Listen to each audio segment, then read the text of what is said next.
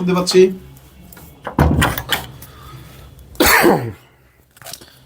Clear শুনতে পাচ্ছি কিনা একটু বলতে হবে। সবকিছু ক্লিয়ার আছে কিনা?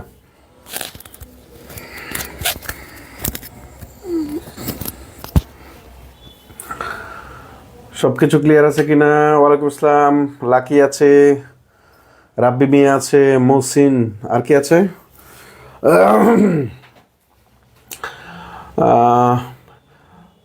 জি স্যার। তারপরে কিছু সাকিব। এ পড়াশোনা কেমন চলছে? সকালে উঠতে পারেন কারা কারা? ইয়েস লেখেন। আসসালামু ইসলাম। মিস লিমা, লিমা কেমন আছো? তারপরে পাপিয়া, ওয়ালাইকুম আসসালাম। সকালবেলা উঠতে পারি কারা কারা? সকালবেলা উঠে পড়াশোনা করতে পারি কারা? ইয়েস। লিমা আছে। লিমা কতজন? সাদিয়া আছে, স্মৃতি চৌধুরী আছে, বিশ্বজিৎ আছে। বিশ্বজিৎ না মনে হয়, বিশ্বজিৎই মনে হয় না। Nasrin, Nipa, all clear. Okay, Farzana Shamin. Okay, আপনাদের জয়েন হতে এত সময় লাগে কেন? আপনারা কি নিয়ে ব্যস্ত থাকেন বলেন তো? এই কথাটা প্রত্যেক দিন ক্লাসে ক্লাসে আপনাদের বলা হয় যে আমি ক্লাস, আলহামদুলিল্লাহ স্যার ওকে, আজকে সকালে উঠতে পারি নাই। তাহলে কেমন হবে? একদিন উঠতে পারলে, একদিন উঠতে না পারলে তাহলে কেমন হবে? ক্লাসের শুরুতে জেনে এই যে আমি আমার টাইমটা ওয়েস্ট হচ্ছে বলেন। ইয়েস, কিন্তু স্যার মাস্টার্সের পড়া নিয়ে অনেক ঝামেলা আছে। আর ধরো মাস্টার্সের দৈনিক 1-1.5 ঘন্টা করে পড়বেন। এই যে আমার টাইম ওয়েস্ট হচ্ছে আপনাদের এখানে এসে, আমি তো সরাসরি বোর্ডে চলে যেতে পারতাম। কিন্তু আপনারা এই যে আপনার পরবর্তীতে আবার প্রশ্ন করবেন যে স্যার বুঝি না। Liton Ahmed, okay. Good morrow, good morrow একটা কবিতা আছে আপনার, John Donne, Bithi Akter, all clear. Sir 4 থেকে 5 ওঠে ভাই, আলহামদুলিল্লাহ। হ্যাঁ উঠি, তবে প্রতিদিন ফজরে উঠে পারি পেলাম। বাহ, লিমা চমৎকার। বেবি ছিলাম, ওকে ভাই, থ্যাংক ইউ। আলোচনা করে দিই, যারা পরে আসেন। আজকে মেইনলি আমাদের খুব সম্ভবত সিলেবাসে, আমাদের সাহিত্য ক্লাস ছিল। কেমন? খুব সম্ভবত সিলেবাসে আমাদের সাহিত্য ক্লাস ছিল। তো সাহিত্য ক্লাস নিয়ে আমার আরেকটা প্ল্যান আছে আমাদের। এত আগে সাহিত্য পড়লে মনে রাখা খুব টাফ। প্রিলি পরীক্ষার এখনও প্রায় আমাদের 6 মাসের মতো আছে। এত আগে সাহিত্য পড়লে মনে থাকবে না। সাহিত্য এত আগে পড়া উচিত না। এই কারণে আমরা এটা একটু চেঞ্জ করে সাহিত্যের জায়গায় আমরা গ্রামার পার্টটুকু, প্রেপোজিশন যা আছে, অর্থাৎ সাহিত্যের 15-20 নিয়ে আমরা আলোচনা শেষে সাহিত্যটা আমরা একটু পরে শুরু করব, ঠিক আছে? সাহিত্য এখন পড়লে মনে থাকবে না ইনশাল্লাহ, ঠিক আছে? এই পারপাসে আমরা সাহিত্যটাকে চেঞ্জ করে আমরা গ্রামারটাই রেখেছি, ঠিক আছে? বোঝাতে পারলাম আমরা। ওকে,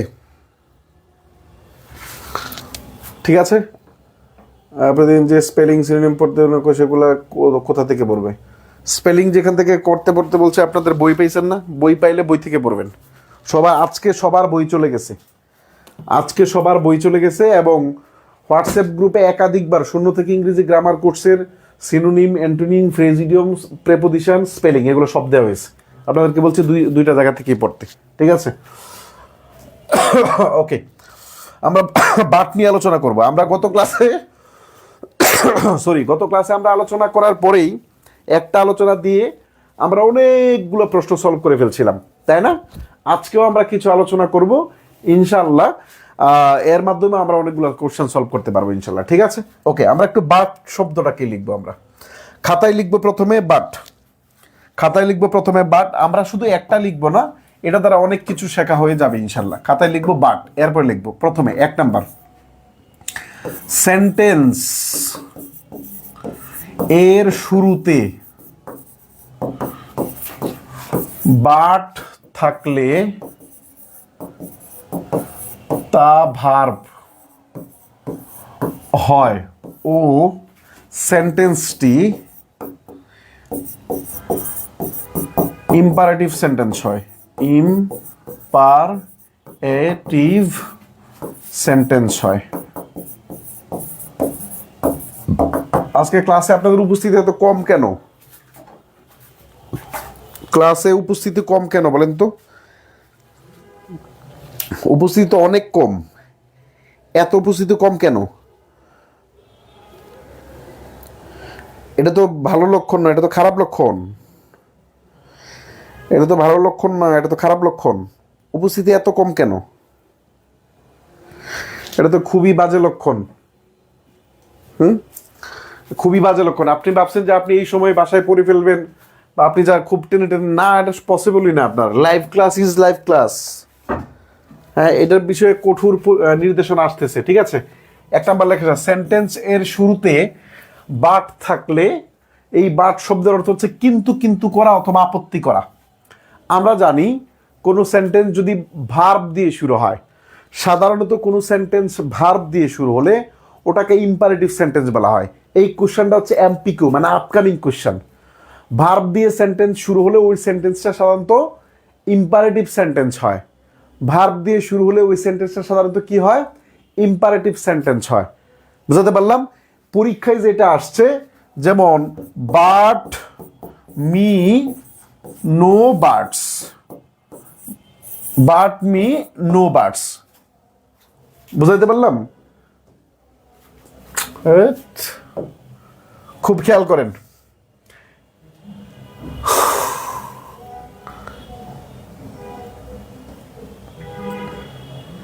দেখেন, বাট মি নো বার্ডস, এই উদাহরণটা দেখেন, পরীক্ষায় আসছে, কিন্তু এটা পিসি দেশের বইতে নাই। এটা আছে কোন জায়গায় বলেন তো? এটা আছে হচ্ছে আপনার পিকেডি সরকার বই থেকে। দেখেন, বাট মি নো বার্ডস, এই যে বাট দিয়ে শুরু হলো, এখানে বাটটা হচ্ছে ভার্ব, এবং এবং এই সেন্টেন্সটা হচ্ছে ইম্পারেটিভ সেন্টেন্স। ইম্পারেটিভ সেন্টেন্স, তার মানে বাটের প্রথম বাক্যটা কি পাইলাম বলেন তো? কোন ধরনের পার্টস অফ স্পিচ? বাট হলো এই সেন্টেন্সে ভার্ব। পার্টস অফ স্পিচ 8 প্রকারের ভিতরে একটা হচ্ছে ভার্ব, এবং সেন্টেন্সটা হচ্ছে ইম্পারেটিভ সেন্টেন্স। এইখানে হচ্ছে নো, দেখেন নোটা কি বলেন তো? নো হচ্ছে ডিটারমিনার। ডিটারমিনার মনে আছে পড়াইছিলাম পেট, পিএডি, পেট। মনে আছে পড়াইছিলাম পেট, যে পেডের পরে একটা মাত্র ওয়ার্ড থাকলে ওটা যেটাই থাকুক না কেন আপনি নাউন দাগাবেন। তার মানে এই যে ডিটারমিনারের পরে একটা বার্ড থাকলে তখন ওই বার্ডটা কি বলেন তো? নাউন। তা 2 নাম্বার লিখবেন ডিটারমিনার অথবা পেট, পেট প্লাস বার্ড। এইখানে বার্ড সমান সমান নাউন, এইখানে বার্ড সমান সমান নাউন। দুইটা যদি লিখা হয় তাহলে 2D লিখে দেবেন, আমি মুছে দিব। দুইটা যদি লিখে দেন তাহলে 2D লিখে দেন। এই যে ডিটারমিনার আবার পেট প্লাস বার্ড, এই যে বার্ডটা হচ্ছে নাউন। এটা কিন্তু আজকের পড়া না, এটা গত দিনের পড়া। আজকে নতুন পড়া হচ্ছে এটা। ভার্ব দিয়ে যদি সেন্টেন্স শুরু হয় তো সেটা ইম্পারেটিভ সেন্টেন্স। যদি সেন্টেন্সের শুরুতে বার্ড থাকে তাহলে ওই বার্ডটা সাধারণত কি বলেন তো? ভার্ব। আমি কি বোঝাতে পারলাম? দুইটা যদি লেখা হয় তাহলে 2D লিখে দেব। দুইটা যদি লেখা হয় তাহলে আমরা 2D লিখে দেব।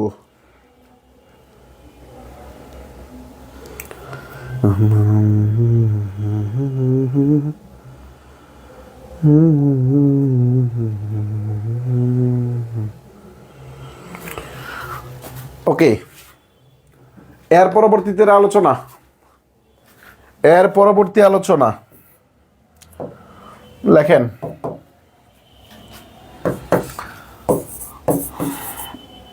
none but, no one but, everyone but, anyone but, none but, no one but, everyone but, anyone but, someone but।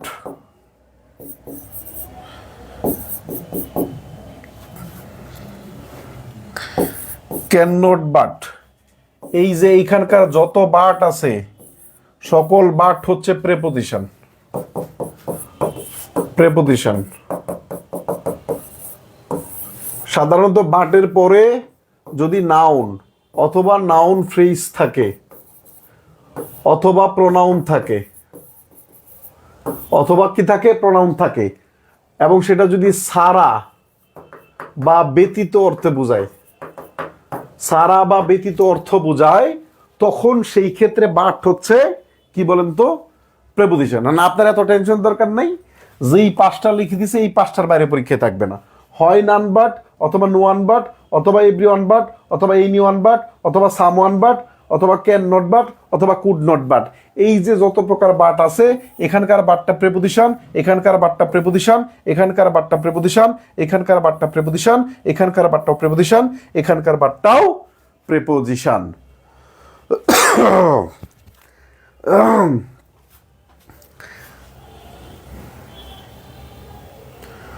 আচ্ছা ভাইয়া, লুক অ্যাবাভ, এইখানে অ্যাবাভ নাউন কিভাবে হয়?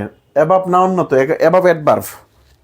ক্লাসে তো বলেই দিলাম, ওটা স্পিল ইতে ইতে টাইপিং মিস্টেক আছে, আনসারে টাইপিং মিস্টেক আছে।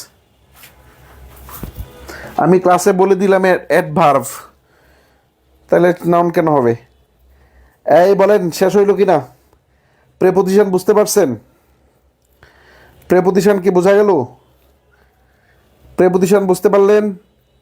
এর পরবর্তীতে যান, এরপরে যান। বাট যদি দুইটা ক্লজকে যুক্ত করে, এটা সবাই যাবেন। বাট যদি দুইটা ক্লজ করে, এটা 4 নাম্বার, তাই না? বাট যদি দুইটি ক্লজ, CLAUSE ক্লজ, দুইটা ক্লজ মানে কি? ক্লজ মানে subject plus verb plus extension. Extension থাকা বাধ্যতামূলক না, সাবজেক্ট প্লাস ভার্ব থাকলে হয়। বাট যদি দুইটি ক্লজকে যুক্ত করে তখন এটি conjunction.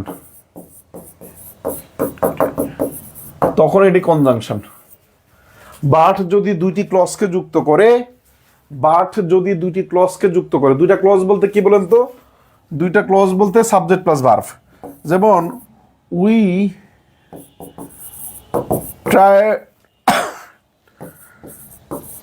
Tried hard but failed. Compound সেন্টেন্সে একই সাবজেক্ট যদি থাকে, তখন আমরা ওই সাবজেক্টে উজ্জ্ব রাখতে পারি। খুব খেয়াল করেন, উই ট্রাইড হার্ড, আমরা সর্বোচ্চ চেষ্টা করেছিলাম, কঠোর চেষ্টা করেছিলাম, subject plus verb but failed. এখানে একটা সাবজেক্ট আছে উই, সাবজেক্ট প্লাস ভার্ব। এই যে সাবজেক্ট প্লাস ভার্ব, এই দুইটাকে যুক্ত করার কাজটা করেছে কে বলেন তো? বাট। এই দুইটাকে যুক্ত করার কাজটা কে করেছে? বাট। দ্যাট ইজ হোয়াই এই বাটটাকে কি বলা হয় বলেন তো? কনজাংশন বলা হয়। এই বাটটাকে কি বলা হয় বলেন তো? কনজাংশন বলা হয়। বুঝতে পারলাম? এই বাটটাকে কি বলা হয়? কনজাংশন বলা হয়।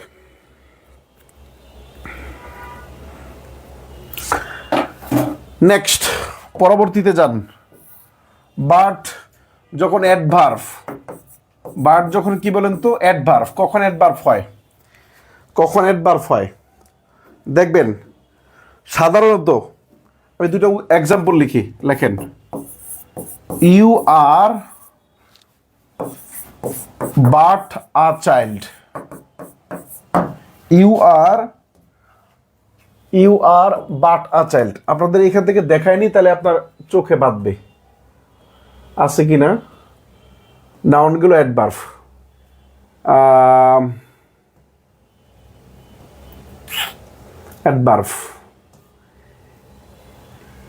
ইট ইজ বাট না, it is but right to admit our force. You are but, হ্যাঁ এটা নিচে আছে, you are but a child. দেখেন এই দুইটা এক্সাম্পলই পরীক্ষায় আসছে। একটা হচ্ছে পিকেটি সরকারের বই থেকে নেওয়া, মানে high school grammar, text book grammar. আর একটা হচ্ছে আমাদের এই যে it is but right to admit our force. এই দুইটা এক্সাম্পল দিয়ে উদাহরণ দিই। It is but right to admit our faults. খুব খেয়াল করেন, সাধারণত বাটটা খুব ক্রিটিক্যাল। সাধারণত বাট যখন অ্যাডভার্ব হিসাবে বসে, তখন ওটা খুব ক্রিটিক্যাল।